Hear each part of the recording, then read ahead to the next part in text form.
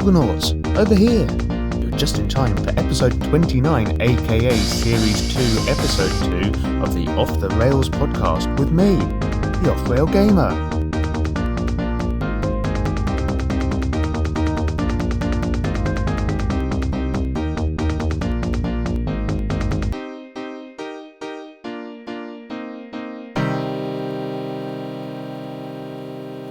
Hello and welcome back to your fortnightly Off the Rails video games podcast, and can I say, we've got a really exciting show lined up for you today.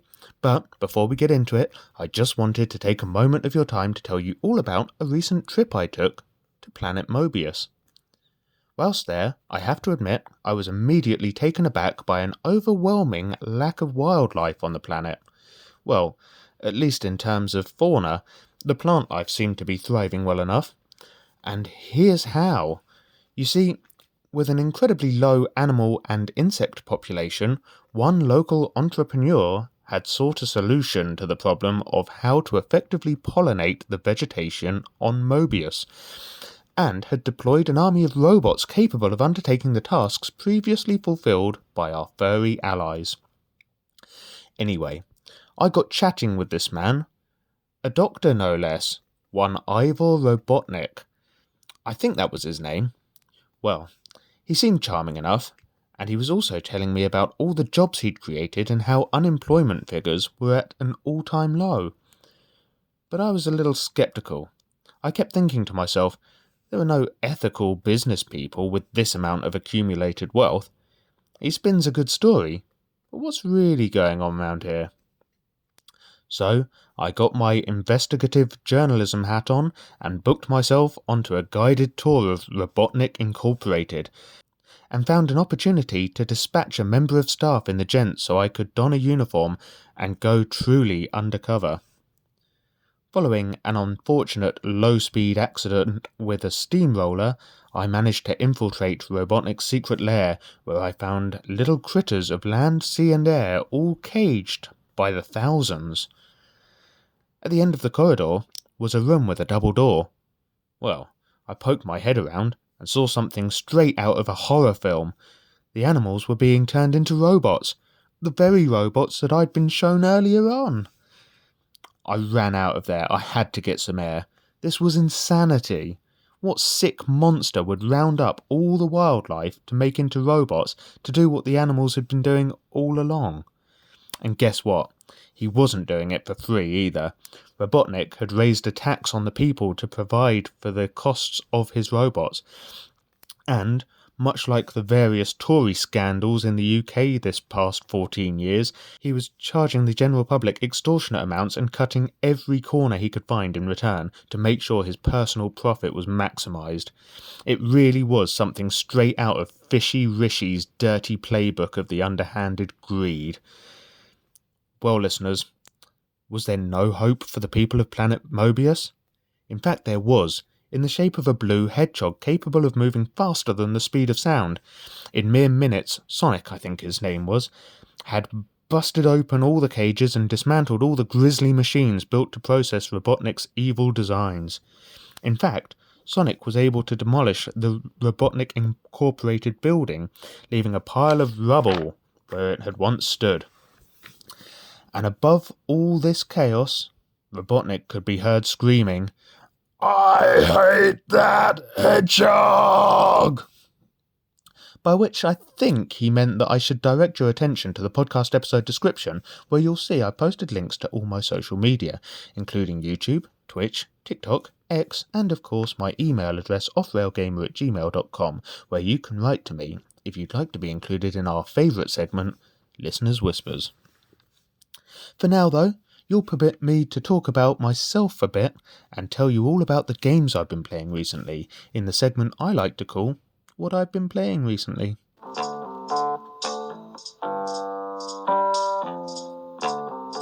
Well, boy oh boy, it's been a wild couple of weeks. First up, you'll recall that in our last episode I'd just returned home from the land in the north.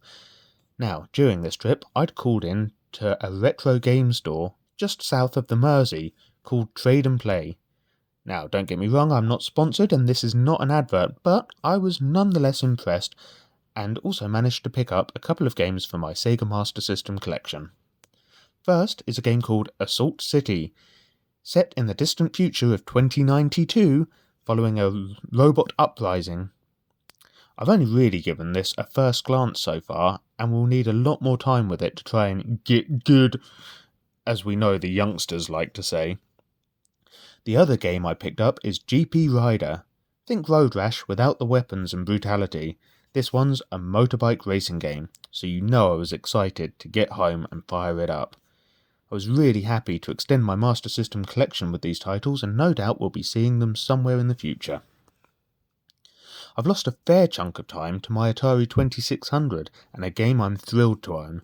You'll recall from Atari April that I showcased video pinball. Well, I picked up another pinball game called Midnight Magic.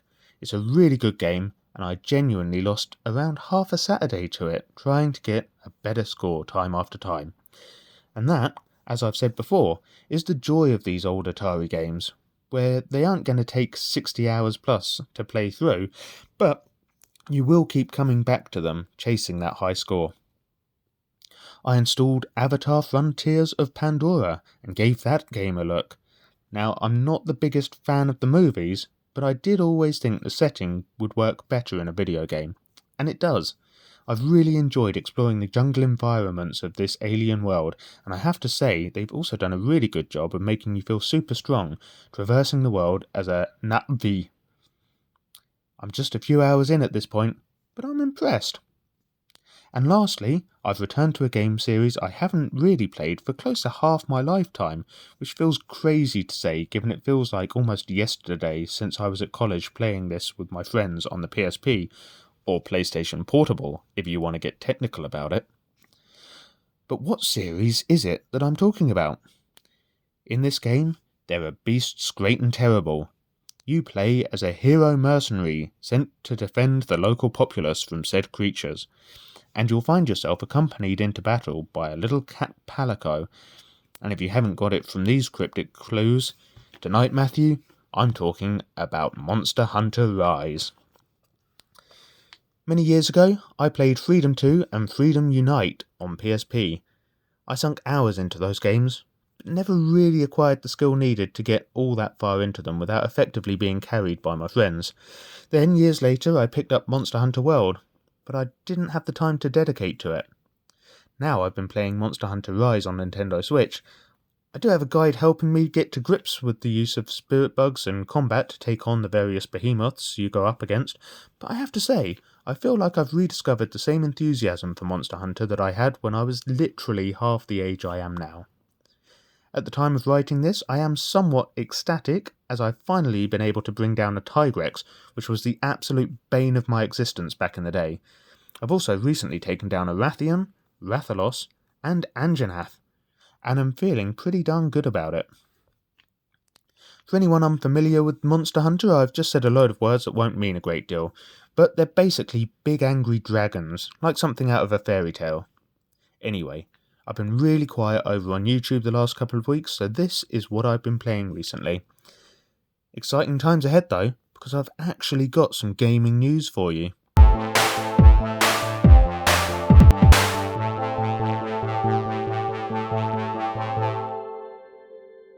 This is the news. And first up, we're starting out with what's being reported as a rumour, and you know how I feel about that. But if there's any truth to it, it's an exciting rumour to be sure. By the way, if you look to the podcast episode description, you'll find links to my sources for these stories. Anyway, this rumour that I spoke of is that Sony could be considering the production of a new PSP and rejoining the dedicated handheld gaming platform. This is exciting because, back in the day, although the PSP had its limitations, it boasted an excellent catalogue of games and really gave you the feeling of being able to take your home console favourites on the go with you. Imagine with the technological advancements we've seen since then, and the release of machines like the Nintendo Switch, or the Steam Deck, and other portable gaming PCs, just how great a current-gen PSP could be, and taking PlayStation exclusives out and about with us. But as I say, this is currently just a rumour, and I have two other stories for this segment, both of which deal with the topic of acquisition. KitGuru reported a claim that Microsoft could be interested in buying out Valve, or Steam as you might know their platform, for the sale of PC game downloads. The offer was rumoured to be somewhere in the region of $16 billion and would see Microsoft take a significant edge in the gaming market. Don't worry though, as many people are ridiculing this speculation and there is no evidence of Microsoft actually looking to make any such offer, besides the fact that Steam is a massive moneymaker for Valve, meaning it's thought unlikely that $16 billion would be considered worth it. I guess we'll just have to wait and see. But many people are writing this one off as a bit of a nothing story. Lastly though, is something that has actually happened. For some background, let me take you back to the 1980s. Following the success of the Atari VCS, video computer system, which later came to be known as the 2600, consoles took a turn for the weird with the Intellivision, ColecoVision, and Atari 5200, all of which offered gamers what have widely been considered the worst controllers ever, featuring a 9-digit number pad and unwieldy dial. Before even the whole Nintendo vs Sega competition, this has since been looked back on as one of the earliest console wars, and did show us some outrageously underhanded tactics, where the Intellivision was capable of playing Atari cartridges even. This resulted in Intellivision paying a percentage of their sales to Atari, effectively as royalties. But that's a whole other thing, although worth looking up, as it is an interesting story. So what's the news then? Well, in just the last week, Atari has brought out Intellivision, and this could be exciting for a couple of reasons.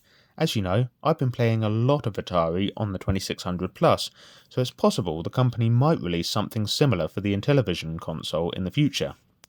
Furthermore, I understand Atari has previously bought out website AtariAge.com, which is releasing new and homebrew games for the classic systems. So, could we one day see new games released for the Intellivision? Who knows? Anyway, I've no comments for listeners' whispers this time out, so let's crack on with the main part of the show, shall we?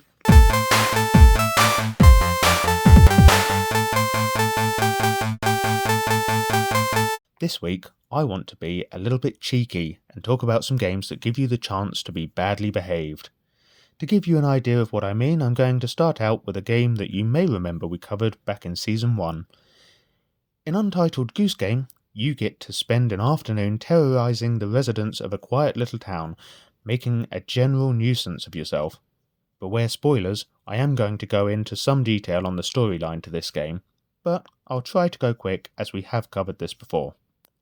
Starting out in the park garden, you're going to ruin the groundskeeper's day as you pull up all the vegetables he's tending in his allotment, pinch his radio, and throw his hat into the lake, forcing him to change his headwear.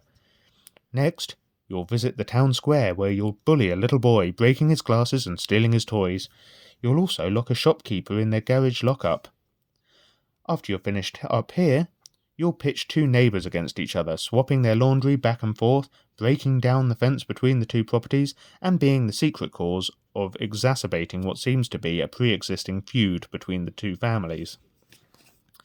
Following this, you'll infuriate the staff at the local pub, making off with cutlery from their outdoor seated eating area, and generally running amok in the beer garden.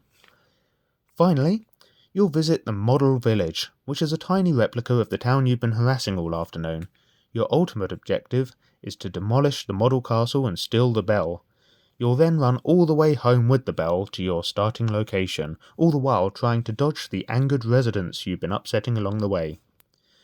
I couldn't make a list of games encouraging bad behaviour without talking about this next title, and this one is more than just a little bit peculiar. To quote Austin Powers, "Do I make you horny, baby? Do I?" Well, I want to talk about Goat Simulator. Who'd have thought a game where you take on the role of a goat could prove to be so entertaining? Yet, with its ragdoll physics and absurd japes and shenanigans you can get into, certainly make for entertaining playtime. It's been many a long year since I played Goat Simulator, all the way back on the Xbox 360 with the first of the Goat Sim games. I therefore can't remember too much of the hijinks I was able to pull off, but I do remember being able to ride helter-skelter, among other things. Another mechanic that comes back to me now that I've started talking about it is that you could grab things with the goat's tongue, allowing you to carry objects and also to swing from objects to reach greater heights, or to hitch a ride with the cars that nip about the map. There must have been something charming about this game that other gamers recognised too, as we've now seen the release of Goat Simulator 3 and also even a Deer Simulator game, which is effectively the same premise but swaps your horns for antlers. The next game goes beyond mere mischief, but certainly exists in the same vein, hence I feel happy including Maneater in today's lecture. In Maneater, you play as a shark swimming around the waters, leaving death and destruction in your wake. In some ways, it's a little like an aggressive, ultra-violent version of the Cell stage from Spore, as you hunt prey smaller than yourself while avoiding bigger, more dangerous predators. You get to visit different locations from beachfronts and dockyards to swamplands and the bayou. Your task is not just to feed, but to break down walls or find other routes through barriers into parts of the map not so easily accessible. As the name of the game suggests, part of your mission statement includes chewing on human flesh. Some of them make it easy for you, as they go for a dip or even try their hand at scuba diving. Other targets present more of a challenge, seeing you launch yourself up beaches to munch on oblivious sunbathers or innocent bystanders guilty only of trying to build a perfect sandcastle. You'll also leap out of the water and snatch unsuspecting snacks from the decks of their super yachts, fishing boats, and other ocean-faring vessels. And this brings us on to an important point, as, if you stir up too much trouble, boats will be sent out to hunt you, populated with men armed with automatic rifles intent on turning the tides on you, if you will, and making the hunter become the hunted. You may disagree, but I consider Tony Hawk's Pro Skater 3 in a similar vein, which is why I'm choosing to talk about it next. I get it. A daredevil on a skateboard is hardly anything like a killer shark, but what I mean is that the gameplay of Maneater puts me in mind of PS3, and I'll explain. In this game, you're not just looking to pull off insane tricks to max out your high score, there are other objectives to achieve, including some that encourage the very height of mischief, hence its appearing in this webinar. In one instance, in the second level of the game, your prank will actually put an end to a hazing, though. From memory, there's a nerd, or dweeb if you will, who's being pelted with snowballs thrown by a big bully. By riding the rail above, or grinding, as the skater community may term it, you'll bury the bully under a blanket of snow. Your wheels will take you around a foundry, an alpine retreat, an airport, and a cruise ship. Mostly this game is about seeing what great stunts you can show off with, hitting half-pipes and ramps, performing the simplest ollies, to intricate, inverted, well, insert a neat skateboarding trick here. There's a new game out, released just this year. I've not had a chance to play it yet, but I understand that it does include the opportunity for being a bit of a cheeky rascal. The game is Little Kitty Big City, and it looks to be perfectly adorable.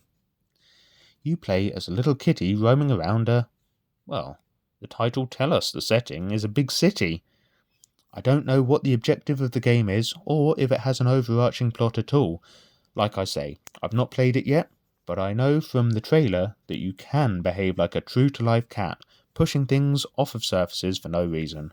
For example, in the trailer, we see our feline friend walking atop a garden wall.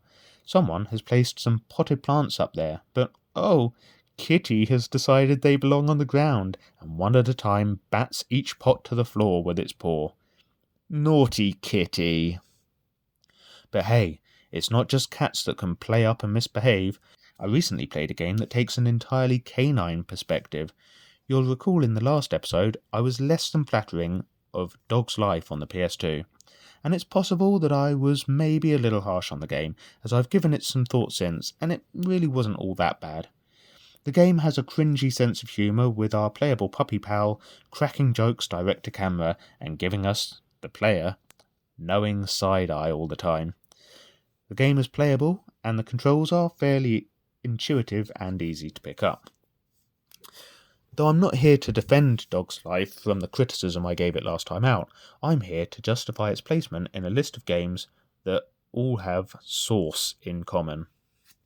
Well, Dog's Life really allows you to be a very naughty boy indeed, as you're taught very early on the button prompts to squat down and pinch off a firm poo. Now, I should say that this is only the case if Poochie has eaten. If he has an empty stomach, he'll simply cut the cheese and pump out a cloud of broken wind. Anyway, upon learning this trick, I had two things I had to do. Firstly, I got into the farmhouse, strolled right into the middle of the kitchen floor, and parked a big old log of fudge right there. On successfully completing this mission, I dashed out into the yard where a poor unsuspecting soul keeps driving their car back and forth. I had to seize the opportunity, so I jumped up on the car bonnet and gave the driver a show in laying a brick right on their hood. There was nothing they could do about it. Totally Reliable Delivery Service doesn't so much offer the opportunity for bad behaviour, however it does allow for folly and revelry. A few years ago now, I was part of another channel on YouTube called Game Void. In one of our episodes, my co-host and I played some Totally Reliable Delivery Service and took the chance to get up to just a smidge more than no good. Right off the bat, we were managing to blow each other up with a fire extinguisher and fling each other around the screen in a move that greatly resembled some form of breakdancing. On delivery of one of our early parcels we were entrusted, my character, Stanley, got slapped so hard by the recipient he ended up taking a short domestic flight. Then there was the trampoline incident, from which Stanley's lucky he wasn't sent home in the back of an ambulance. The game is wonderfully silly and just screams out not to be taken seriously at all, but to have fun and have a real laugh. If you've ever played Gang Beasts or Human Fall Flat, Totally Reliable Delivery Service is in that style, where you try to get a wibbly-wobbly jelly person to do, well, anything close to what you'd like them to do. And I haven't even talked about another important feature of the game yet. There are vehicles you can, well, I'd say operate, but it never really feels like you've got full control over them. If you're the one driving, you should be okay, although steering can be interesting to say the least. If you're not the one driving, and I'm naturally talking about multiplayer games here, you'll be carrying the parcel. You'll also want to hold on to the vehicle for dear life, and that's still no guarantee you won't be collecting air miles as you're catapulted from your seat without a moment's notice. For a smoother ride, we did find a hot air balloon to take a more tranquil and scenic route to our next destination, or that was until my co-host decided it was taking too long and took a leaf out of Snufkin's book from the Moomin series, opting to skydive without a parachute in order to get there quicker. Comical in video games, but not recommended IRL. Anyway, that's all I wanted to talk about this week, so that's another one in the can, as they say. Just time for me to say thank you for listening.